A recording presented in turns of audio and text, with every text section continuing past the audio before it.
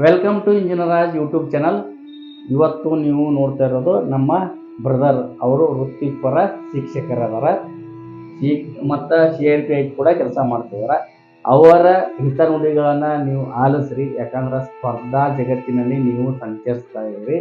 ಆ ಸ್ಪರ್ಧಾ ಜಗತ್ತಿನಲ್ಲಿ ಯಾವ ರೀತಿ ಹೋಗಬೇಕು, ಯಾವ ಥರ ಓದಬೇಕು ಮತ್ತು ಅವರಲ್ಲಿರುವ ಜ್ಞಾನವನ್ನು ನಿಮ್ಮ ಜೊತೆ ಇವತ್ತು ಹಂಚ್ಕೊಳಕ್ಕೆ ದಯಮಾಡಿ ಅವರ ಜ್ಞಾನಕ್ಕೆ ಬೆಲೆ ಕೊಟ್ಟು ಅವರ ಮಾರ್ಗದರ್ಶನದಲ್ಲಿ ನೀವು ಹೋಗಬೇಕು. ಅವರು ವೃತ್ತಿಪರ ಅಂದ್ರೆ ಪ್ರೊಫೆಷ್ನಲಿ ಟೀಚರ್ ಇದ್ದಾರೆ, ಅದನ್ನು ಅರ್ಥ ಮಾಡ್ಕೋಬೇಕು. ಹಾಗಾಗಿ ಅವರ ಹೇಳಿರೋಂಥ ವಿಷಯಗಳನ್ನು ಮನನ ಮಾಡಿಕೊಂಡು ನಿಮ್ಮ ಜೀವನದಲ್ಲಿ ಅಳವಡಿಸ್ಕೊಳ್ಳಿ. ಓಟು ನಮ್ಮ ಬ್ರದರ್ ಸಿದ್ದಪ್ಪ ಐಸಂಗಿ ಅವರಿಗೆ. ಆತ್ಮೀಯ ವಿದ್ಯಾರ್ಥಿ ಮಿತ್ರರೇ, ಇವತ್ತಿನ ಒಂದು ಇನ್ಸ್ಪಿರೇಷನ್ ಆಗಿರ್ಬೋದು, ಮಾಹಿತಿ ಆಗಿರ್ಬೋದು, ನಾವಿವತ್ತು ಕೊಡ್ತಾ ಇದ್ದೇವೆ. ಈಗ ಫಸ್ಟ್ ನಾವೇನು ಮಾಡಬೇಕಪ್ಪ ಅಂದ್ರೆ, ವಿದ್ಯಾರ್ಥಿ ಆದವರು ಅಭ್ಯಾಸ ಹೇಗೆ ಮಾಡಬೇಕು ಅದೊಂದು ಗೊತ್ತಿರಬೇಕು. ಅದಕ್ಕೆ ನಾವು ಈಗ ಒಂದು 4 ಟಾಪಿಕ್ ಮ್ಯಾಗ ನಾನು ಇವತ್ತು ಸಂಕ್ಷಿಪ್ತವಾಗಿ ನಿಮಗೆ ಹೇಳುತ್ತೇನೆ.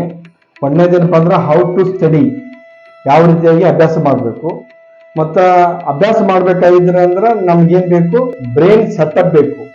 ಆ ಬ್ರೈನನ್ನು ಯಾವ ರೀತಿಯಾಗಿ ಸೆಟಪ್ ಮಾಡ್ಕೋಬೇಕು, ದೊಡ್ಡ ದೊಡ್ಡ ಜ್ಞಾನಿಗಳು, ದೊಡ್ಡ ದೊಡ್ಡ ವ್ಯಕ್ತಿಗಳು ಯಾವ ರೀತಿಯಾಗಿ ಅವರ ಬ್ರೈನನ್ನು ಸೆಟಪ್ ಮಾಡ್ಕೊಂಡಿದ್ರು ಅನ್ನೋದನ್ನು ನಿಮಗೆ ಮಾಹಿತಿಯನ್ನು ತಿಳಿಸ್ಕೊಡ್ತೀನಿ. ಇನ್ನು ಜೊತೆಗೆ ಅವರ ಆಟಿಟ್ಯೂಡ್, ನಮ್ಮ ಪ್ರವೃತ್ತಿ ಯಾವ ರೀತಿಯಾಗಿರಬೇಕು ಮತ್ತು ಆ ಪ್ರವೃತ್ತಿಗಳು ಅಭ್ಯಾಸದ ಮೇಲೆ ಯಾವ ರೀತಿಯಾಗಿ ಪರಿಣಾಮ ಬೀರ್ತಾವ ಮತ್ತು ನಮ್ಮ ಯಶಸ್ವಿ ಮೇಲೆ ಯಾವ ರೀತಿಯಾಗಿ ಪ್ರವೃತ್ತಿಗಳು ನಮಗೆ ಆ ಯಶಸ್ವಿ ತಂದುಕೊಡ್ಲಿಕ್ಕೆ ಸಹಾಯ ಆಗ್ತಾವ ಅನ್ನೋದು ತಿಳ್ಕೊಳ್ತೀರಿ ಈ ಕ್ಲಾಸ್ನಲ್ಲಿ. ಅದೇ ರೀತಿ ಯಾವ ರೀತಿ ಹೌ ಟು ಸೆಟ್ ಅವರ್ ಹ್ಯಾಂಡ್ ರೈಟಿಂಗ್ ಮೇನ್ ಅಂದ್ರೆ ಒಬ್ಬ ವಿದ್ಯಾರ್ಥಿಗೆ ಹ್ಯಾಂಡ್ ರೈಟಿಂಗ್ ಯಾವ ರೀತಿಯಾಗಿ ಸೆಟ್ ಮಾಡ್ಕೋಬೇಕು ಅನ್ನೋದನ್ನ ಕನ್ನಡ ಆಗಿರಲಿ, ಇಂಗ್ಲಿಷ್ ಆಗಿರಲಿ ಅನ್ನೋ ಆ ಬ್ರೈನ್ ಮ್ಯಾಪಿಂಗ್ ಕೂಡ ನಾವು ಇವತ್ತು ಈ ಕ್ಲಾಸಲ್ಲಿ ಹೇಳ್ಕೊಡ್ತಾ ಇದ್ದೀವಿ. ಮೊದಲನೇದಾಗಿ ಹೌ ಟು ಸ್ಟಡಿ ಅಂದ್ರೆ ಯಾವ ರೀತಿಯಾಗಿ ಅಭ್ಯಾಸ ಮಾಡಬೇಕು ಅಂತಂದ್ರೆ, ನಾವು ಯಾವುದೇ ಪುಸ್ತಕವನ್ನ ಹಿಡಿಕೊಂಡಾಗ ಅದನ್ನ ನಾವು ಈಸಿ ಅಂತ ನೋಡ್ಬೇಕು. ಫಸ್ಟ್ ನಮ್ಮ ಮೈಂಡಲ್ಲಿ ಏನಿರ್ಬೇಕು, ಇದು ನನಗೆ ಅಭ್ಯಾಸ ಮಾಡಿದ್ರೆ ಇದು ಬರ್ತದ ಅಂತ ಮೈಂಡ್ ಸೆಟ್ ನಿಮ್ಮಲ್ಲಿರ್ಬೇಕು. ಮತ್ತು ಅಭ್ಯಾಸ ಒಂದು ಪೇಜನ್ನ ಏನು ಓದ್ತೀರಿ ವಿದ್ಯಾರ್ಥಿಗಳು, ಆ ಏನು ಓದಿರ್ತೀರಿ ಅನ್ನೋದನ್ನ ಮನನ ಮಾಡ್ಕೋಬೇಕು. ಅಂದ್ರೆ ಉದಾಹರಣೆ ಹೇಳ್ಬೇಕಾಗಿತ್ತಂದ್ರ ಸಿಂಹಾವಲೋಕನ ಮಾಡ್ಕೋಬೇಕು. ಒಂದು ಸಿಂಹ ಒಂದು ಕಡೆಯಿಂದ ಹೋಗ್ಬೇಕಾದಾಗ, ಒಂದು ಕಾಡಿನಿಂದ ಮತ್ತೊಂದು ಕಾಡಿಗೆ ಹೋಗ್ಬೇಕಾದಾಗ ಅದು ಏನ್ ಮಾಡ್ತದಂದ್ರ ಅದು ಹೆಜ್ಜೆ ಗುರುತುಗಳನ್ನ ಬಿಟ್ಕೊಂತ ಹೋಗುತ್ತೆ. ಆಮೇಲೆ ಒಂದ್ ಕಡೆಯಿಂದ ಒಂದ್ ಕಡೆ ಹೋಗ್ಬೇಕಾಗಿತ್ತಂದ್ರ ಅದನ್ನ ತಾನು ನಡೆದ ಬಂದ ದಾರಿಯನ್ನು ಹೊಳೆ ನೋಡ್ತದೆ. ಅದೇ ರೀತಿ ಯಾಕೆ ನೋಡ್ತದ ಅಂತಂದ್ರ ಅದನ್ನ ಸೆಟ್ ಮಾಡ್ಕೊಳ್ಳಿಕ್ಕೆ, ತನ್ನ ಬ್ರೈನ್ ಅಲ್ಲಿ ಸೆಟ್ ಮಾಡ್ಕೊಳ್ಳಿಕ್ಕೆ. ಆಮೇಲೆ ನಾ ಎಷ್ಟು ದೂರ ಬಂದಿದ್ದೀನಿ, ನಾ ಏನು ಗುರಿ ತಲುಪಿದ್ದಕ್ಕೆ ಅದು ನೋಡ್ತದಲ್ಲ. ಅದಕ್ಕೆ ನೀವು ಕೂಡ ವಿದ್ಯಾರ್ಥಿಗಳಾದವರು ಒಂದು ಪೇಜ್ ಅನ್ನ ಓದಿದ ನಂತರ ಏನು ಓದಿದೆ ಅನ್ನೋದನ್ನ ನೀವೇನ್ ಮಾಡ್ಬೇಕು, ಮನನ ಮಾಡ್ಕೋಬೇಕು. ಆದ ನಂತರ ಒಂದು ಗ್ಲಾನ್ಸ್ ಆದ ನಂತರ ಮತ್ತೆ ಮುಂದೆ ಹೋಗ್ಬೇಕು. ಇದನ್ನ ಈ ರೀತಿಯಾಗಿ ಮಾಡ್ಬೇಕು. ಅಂದ್ರೆ ಏನಾಗುತ್ತಪ್ಪ ಅಂದ್ರ ನಿಮ್ಗೆ ಅದು ಮೈಂಡಲ್ಲಿ ಸೆಟ್ ಆಗ್ತಾ ಹೋಗ್ತದೆ. ಮತ್ತ ಯಾವುದೇ ಕಠಿಣವಾದ ವಿಷಯವನ್ನ ನಾವು ಯಾವ ಸಮಯದಲ್ಲಿ ಮಾಡ್ಬೇಕಪ್ಪ ಅನ್ನೋದ್ರ ನಮ್ಮ ಯಾವಾಗ ಬ್ರಾಹ್ಮಿ ಮುಹೂರ್ತದಲ್ಲಿ ನಾವು ಅದನ್ನ ಟೈಮಿಂಗ್ ಸೆಟ್ ಮಾಡ್ಕೋಬೇಕು. ಈ ರೀತಿಯಾಗಿ ಮಾಡ್ಕೊಳ್ಳೋದ್ರಿಂದ ಬ್ರಾಹ್ಮಿ ಮುಹೂರ್ತದಲ್ಲಿ ನಮ್ಮ ಬ್ರೈನ್ ಇರ್ತದ ಸೂಪರ್ ಆಕ್ಟಿವ್ ಆಗಿರ್ತದ. ಯಾವಾಗ ಸೂಪರ್ ಆಕ್ಟಿವ್ ಇರ್ತದ ಅವಾಗ ಹೊಸ ವಿಷಯನ ಕಲಿಲಿಕ್ಕೆ ತುಂಬಾನೇ ಸಹಾಯ ಮಾಡುತ್ತೆ. ಅಂದ್ರ ತುಂಬಾ ಸಹಕಾರ ಕೊಡುತ್ತೆ ಬ್ರೈನ್. ಆ ಸಮಯದಲ್ಲಿ ನಾವು ಅದನ್ನ ಆ ವಿಷಯನ ಆ ಟೈಮಲ್ಲಿ ಹಾಕೋಬೇಕು. ಅದೇ ರೀತಿಯಾಗಿ ಓದ್ಬೇಕಾಗಿತ್ತಂದ್ರೆ ನಮ್ಮ ಬ್ರೈನ್ ಹೇಗಿರ್ಬೇಕು, how to tune our brain ಅಂತ ಕೇಳ್ತೀವಿ. ಟ್ಯೂನ್ ಅಂದ್ರೆ ಏನು, ಸ್ಮೃತಿಗೊಳಿಸುವಿಕೆ. ಉದಾಹರಣೆಗೆ ಡಾಕ್ಟರ್ BR ಅಂಬೇಡ್ಕರ್ ಅವರು ಎಷ್ಟೋ ತಾಸು ಓದ್ತಿದ್ರು, ದಿನದ ಎಷ್ಟೋ ತಾಸುಗಳು ಓದ್ತಿದ್ರು. ಯಾಕೆ ಓದ್ತಿದ್ರಂದ್ರ ಆ ರೀತಿಯಾಗಿ ಅವ್ರ ಬ್ರೈನ್ ಅನ್ನ ಸೆಟ್ ಮಾಡ್ಕೊಂಡಿದ್ರು. ದೊಡ್ಡ ಪುಸ್ತಕವನ್ನ ಮುಗಿಸುವವರೆಗೂ ಅವ್ರು ಓದ್ತಾ ಇದ್ರು. ಈ ಬ್ರೈನ್ ಸೆಟ್ಟಿಂಗಿಗೆ ಒಂದು ಉದಾಹರಣೆ ಹೇಳ್ತೀನಿ ನಿಮ್ಗ. ಒಂದು ಟಿವಿಯನ್ನ ತೆಗೆದುಕೊಂಡಾಗ ನಿಮಗೆ ಮನರಂಜನೆ ಸಾಂಗ್ ಬೇಕಾಗಿತ್ತಂದ್ರ ನೀವು ಯಾವ ತರ ಉದಯ ಮ್ಯೂಸಿಕ್ ಅಂತ ಚಾನಲ್ ಚೇಂಜ್ ಮಾಡಿದಾಗ ಅದೇ ಉದಯ ಮ್ಯೂಸಿಕ್ ಅಂತ ಬರ್ತದೆ, ಹಾಡುಗಳು ಬರ್ತಾವ. ಅದೇ ರೀತಿಯಾಗಿ ನೀವು ಟಿವಿ 9 ಅನ್ನ ಸೆಟ್ ಮಾಡಿದಾಗ ಟಿವಿ ವಾರ್ತೆಗಳು ಬರ್ತಾವ.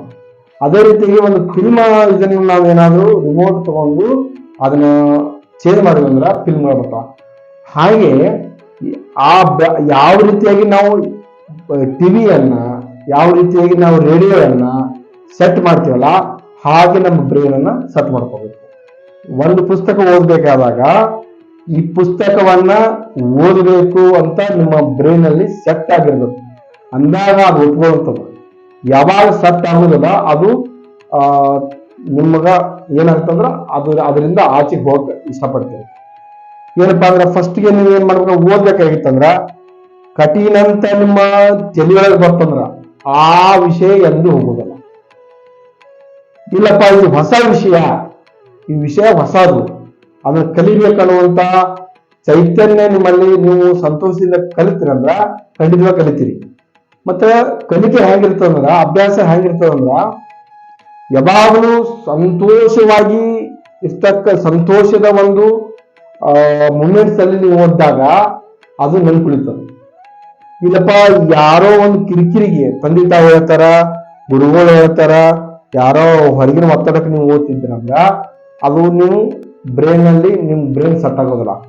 ನಾನು ಓದ್ಬೇಕು, ಇದನ್ನ ತಿಳ್ಕೋಬೇಕು, ಇದನ್ನ ನೆನ್ಪಿಟ್ಕೋಬೇಕು, ಈ ರೀತಿಯಾಗಿ ನೀವು ಮೈಂಡ್ ಅನ್ನ ಸೆಟ್ ಮಾಡ್ಕೊಂಡ್ರ, ಬ್ರೈನ್ ಸೆಟ್ ಮಾಡ್ಕೊಂಡ್ರ ಅದು ತುಂಬಾ ವರ್ಕ್ ಕೊಡುತ್ತದೆ. ಅಂದ್ರೆ ಈಗ ನಾನು ಹೇಳ್ತೀನಿ, ಒಂದು ಉದಾಹರಣೆ ಹೇಳ್ತೀನಿ.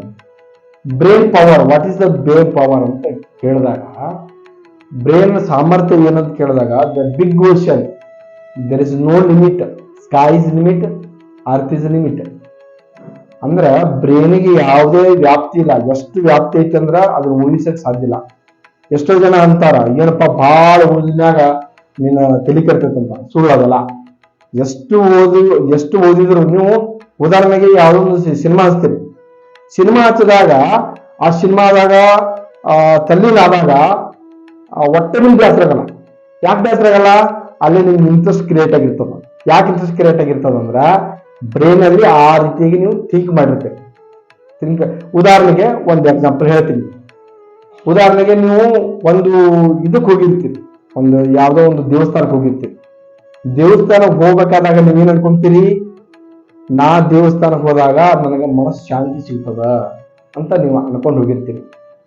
ಅಲ್ಲಿ ದೇವಸ್ಥಾನದೊಳಗ ಎಂಟ್ರಿ ಆದ ತಕ್ಷಣ ನಿಮ್ಮ ಬ್ರೈನ್ ಏನಾಗುತ್ತಂದ್ರೆ ಶಾಂತ ಆಗ್ಬಿಡ್ತದ, ಬಹಳ ಪೀಸ್ಫುಲ್ ಆಗ್ಬಿಡ್ತದ. ಏನಪ್ಪಾ ಎಷ್ಟು ಚಂದ ಐತಲ್ಲಪ್ಪ, ಎಷ್ಟು ಶಾಂತ ಅನ್ಸುತ್ತ.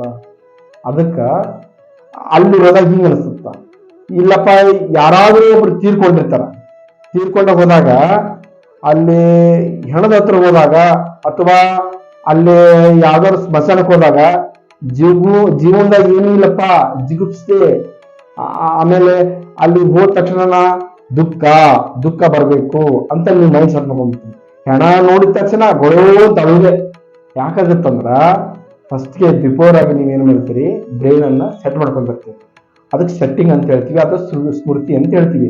ಅದೇ ರೀತಿಯಾಗಿ ನಮ್ಮ ಬ್ರೈನ್ ಅನ್ನ ಈ ಪುಸ್ತಕವನ್ನು ಓದ್ಬೇಕಾದಾಗ ನಾವೇನು ಥಿಂಕ್ ಮಾಡಿರ್ಬೇಕು, ಕರೆಕ್ಟ್ ಆಗಿ ನಾವು ಓದ್ಬೇಕು, ಕರೆಕ್ಟ್ ಆಗಿ ಅದನ್ನ ನಮ್ಗೆ ಹೊಸ ವಿಷಯ ಅಂತ ಓದಬೇಕು. ಆದ್ರೆ ನಾವೇನ್ ಮಾಡ್ತೀವಿ, ಬಹಳಷ್ಟು ವಿದ್ಯಾರ್ಥಿಗಳು ಏನ್ ಮಾಡ್ತಾರ, ಕಠಿಣ ಅಂತ ತಗೊಂತಾರ. ಕಠಿಣ ಅಂತ ತಗೊಂಡಾಗ ಅದು ಎಂಟ್ರಿನೇ ಆಗುದಿಲ್ಲ ಬ್ರೈನ್ಗೆ. ಅದಕ್ಕ ನಾವೇನ್ ಮಾಡ್ಬೇಕು, ಡಾಕ್ಟರ್ BR ಅಂಬೇಡ್ಕರ್ ಅವರು ಯಾವ ರೀತಿಯಾಗಿ ಓದ್ತಿದ್ದಾರಂದ್ರ, ಇಡೀ ಒಂದು ಪುಸ್ತಕವನ್ನ ಇಂಟ್ರೆಸ್ಟ್ ಕೊಟ್ಟು ಓದಾಕತ್ತಾರಂದ್ರ ಅದನ್ನ ಮುಗಿಸುವವರೆಗೂ ಅದನ್ನ ಓದ್ತಾ ಇದ್ರು. ಸ್ವಾಮಿ ವಿವೇಕಾನಂದರು ಏಕಾಗ್ರತೆ ಕುಳಿತಾಗ ಏಕಾಗ್ರತೆಯಿಂದ ಕುಳಿತುಕೊಡ್ತಿದ್ರು. ಯಾಕಂತಂದ್ರ ಬ್ರೈನ್ ಅನ್ನ ಬಿಫೋರ್ ಅವ್ರು ಏನ್ ಮಾಡ್ತಿದ್ರು ಆ ರೀತಿಯಾಗಿ ಸೆಟ್ ಮಾಡ್ಕೊಂಡ್ರು. ಈ ರೀತಿಯಾಗಿ ನಾವು ಸೆಟ್ ಮಾಡ್ಕೊಂಡ್ರ ನಮ್ಗೆ ಯಾವುದೇ ಕಾಂಪಿಟೇಟಿವ್ ಎಕ್ಸಾಮ್ ಆಗಿರ್ಬೋದು, ಯಾವುದೇ ಒಂದು ಇದಾಗಿರ್ಬೋದು, ಅದು ಸಕ್ಸಸ್ ಆಗತ್ತ. ಉದಾಹರಣೆಗೆ ನಿಮ್ಗ 3ರಿಂದ 4 ರೀತಿಯಾಗಿ ಜನರನ್ನ ಪರಿಚಯ ಮಾಡ್ಕೊಡ್ತೀನಿ. ಉದಾಹರಣೆಗೆ ಒಬ್ಬ ಪ್ಯೂನ್ ಅಂತ ತಿಳ್ಕೊಂಡು, ಯಾರ ಬಗ್ಗೆ ನಾನು ಕೆಟ್ಟದಾಗಿ ಮಾತಾಡಕತ್ತಿಲ್ಲ, ಒಬ್ಬ ಪ್ಯೂನ್ ಅಂತ ತಿಳ್ಕೊಡ್ತೀನಿ. ಒಬ್ರು ಟೀಚರ್ ಅಂತ ತಗೊಳ್ಳೋನು, ಒಬ್ಬ ಹೆಡ್ ಮಾಸ್ಟರ್ ಅಂತ ತಗೊಳ್ಳೋನು, ಆಮೇಲೆ ಒಬ್ರು PSI ಅಂತ ತಗೊಳ್ಳೋನು, ಉದಾಹರಣೆ ಜೊತೆಗೆ ಒಬ್ರು DC ಅಂತ ತಗೊಳ್ಳೋನು. ಉದಾಹರಣೆಗೆ ಒಬ್ಬ ಫಸ್ಟ್ ಗೆ ಏನಂದ್ರೆ ಪ್ಯೂನ್ ಅಂದೆ. ಪ್ಯೂನ್ ಅಂದ್ರೆ ಸ್ಕೂಲ್ನಾಗ ಇರ್ಬೋದು, ಕೆಲ ಕಚೇರಿ ಒಳಗಿರ್ಬೋದು. ಅವ್ರ ಏನ್ ಕೆಲಸ ಅಂದ್ರ ಸ್ವಚ್ಛ ಮಾಡೋದು, ಕಸ ಹೊಡಿಯೋದು, ಆರಾಮ್ ಕೂತ್ಬಿಡ್ದು. ಜಸ್ಟ್ ಇವ್ರ ಮೈಂಡ್ ಥಿಂಕಿಂಗ್ ಇಷ್ಟೇ ಇರ್ತದ, ಇಷ್ಟೇ ಕೆಲಸ ಮಾಡ್ತಾರ. ಇನ್ನು ಟೀಚರ್ ಆದರೂ ಓದ್ಕೋಬೇಕು, ಪಾಠ ಮಾಡಬೇಕು, ಮಕ್ಕಳ ಜೊತೆಗೆ ಇರಬೇಕು ಅಂತ ಬ್ರೈನ್ ಸೆಟ್ ಮಾಡ್ಕೊಂಡಿರ್ತಾರ. ಅದೇ ರೀತಿಯಾಗಿ ಮಾಡಿ ಮತ್ತೆ ನೆಕ್ಸ್ಟ್ ಏನು ಮಾಡೋದಿಲ್ಲ. ಇನ್ನು PSI ಆಗಿರ್ಬೋದು, PSI ತಗೊಳ್ರಿ.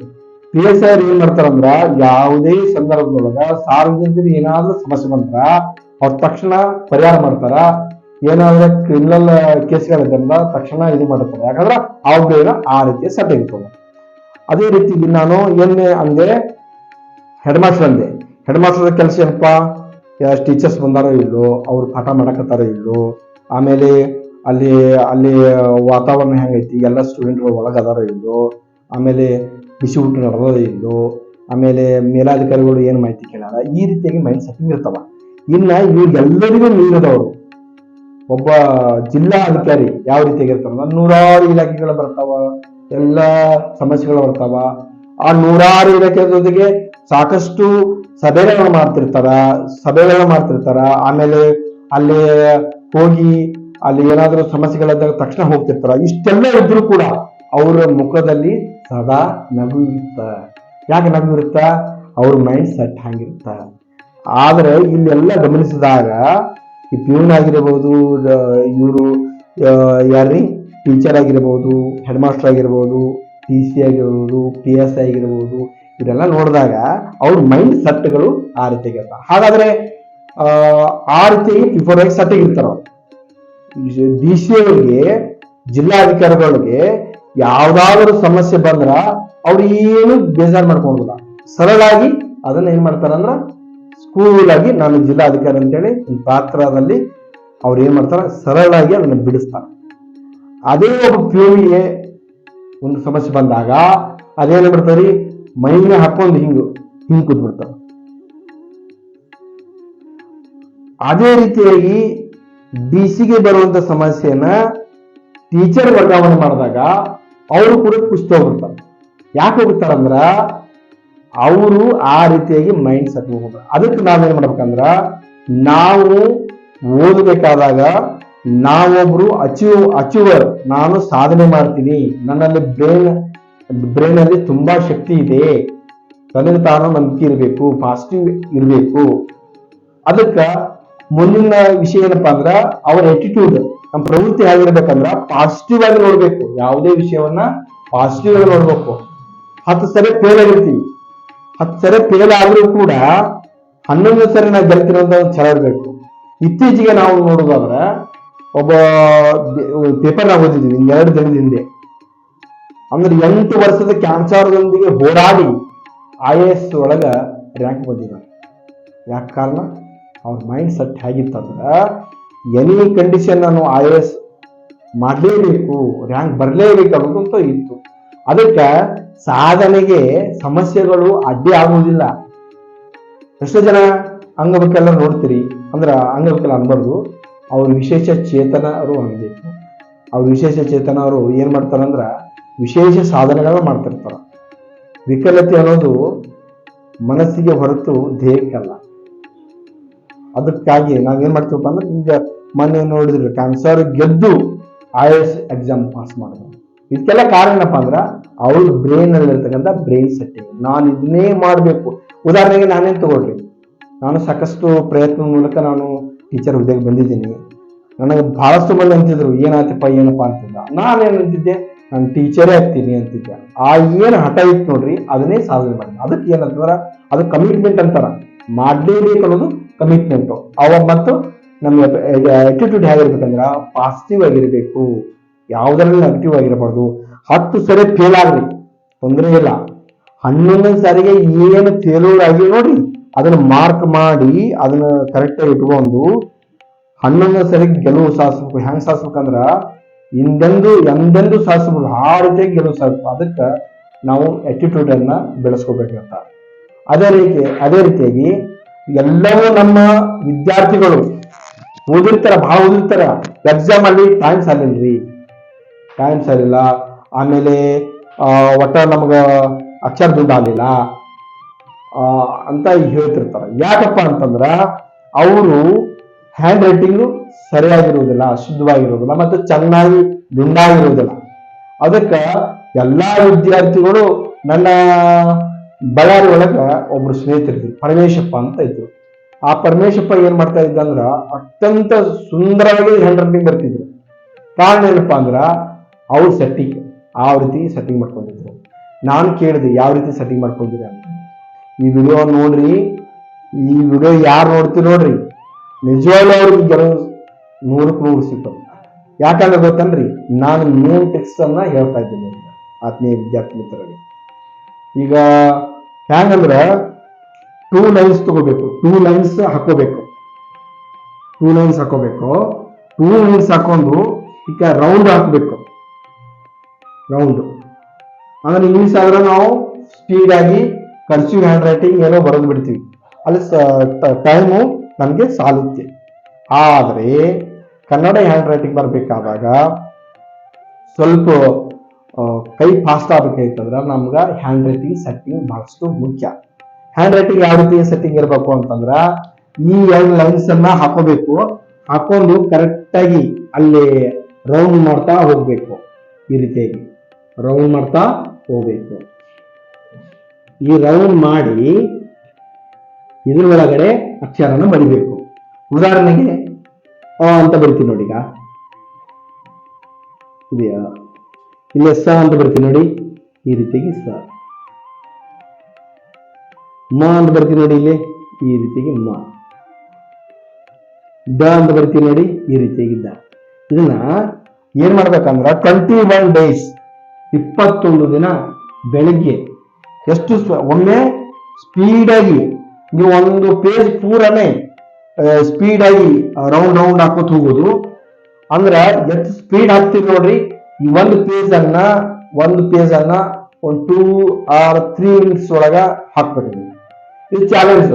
ಆಮೇಲೆ ಇದು ಏನಪ್ಪಾ ಅಂದ್ರೆ ಪ್ರತಿದಿನ ಮಾಡ್ತಾ ಹೋಗ್ಬೇಕು, ಪ್ರಾಕ್ಟೀಸ್ ಮಾಡ್ತಾ ಮಾಡ್ತಾ ಮಾಡ್ತಾ ಹೋಗ್ಬೇಕು. ಅದಕ್ಕೆ ಹೇಳ್ತೀವಿ ಪ್ರಾಕ್ಟೀಸ್ ಮೇಕ್ಸ್ ಮ್ಯಾನ್ ಪರ್ಫೆಕ್ಟ್ ಅಂತ ಹೇಳ್ತೀವಿ.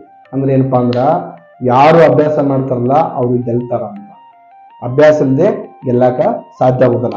ಈ ರೀತಿಯಾಗಿ ನಾವು ರೌಂಡ್ ರೌಂಡ್ ಹಾಕೊಂತ ಹೋಗಿ ಎಲ್ಲಾ ಪೇಜ್ ಬಡ ಬಡ ಬಡ ಬಡ ಬಡ 2-3 ಮಿನಿಟ್ಸ್ ಒಳಗೆ ನೀವು ಕಂಪ್ಲೀಟ್ ಮಾಡಿದ್ರಂದ್ರ ನೀವು 2 ಮಿನಿಟ್ಸ್ನಾಗೆ ಮುಂದೆ ಶುದ್ಧ ಬರ ಆಗಿರ್ಲಿ, ನಿಮ್ಮ ಆನ್ಸರ್ ಆಗಿರ್ಲಿ ಬರೆದು ಬಿಡ್ತೀರಿ. ಅದಕ್ಕ ಇದನ್ನ ಹ್ಯಾಂಡ್ ರೈಟಿಂಗ್ ಅನ್ನ ಸೆಟ್ ಮಾಡ್ಕೊಳ್ತೀವಿ. 21 ಡೇಸ್ ಕಂಪಲ್ಸರಿ ಇದನ್ನ ಚಾಲೆಂಜ್ ಆಗಿ ಮಾಡ್ರಿ.